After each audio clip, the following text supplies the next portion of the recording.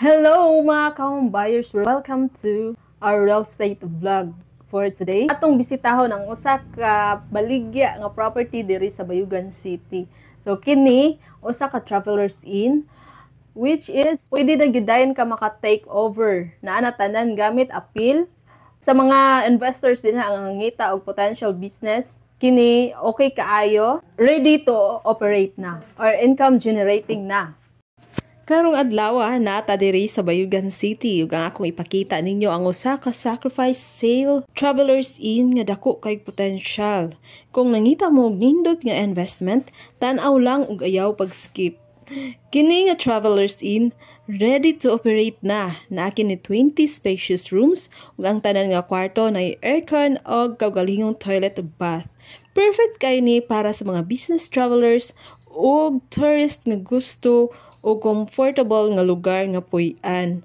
Tan-awa ninyo ang mga kwarto, limpyo, spacious, ug kompleto na ang kinahanglanon para makapahuway ang mga bisita.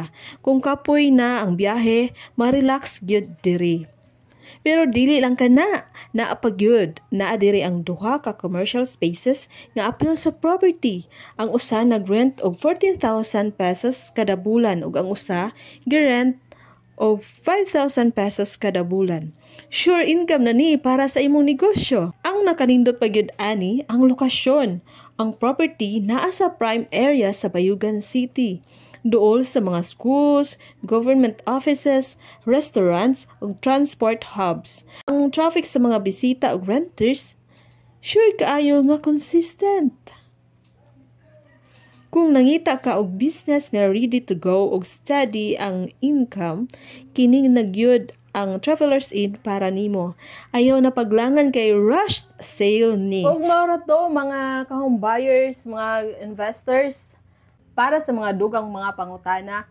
Yara diri ang contact number or you can email directly for more details and for booking an appointment for site tour.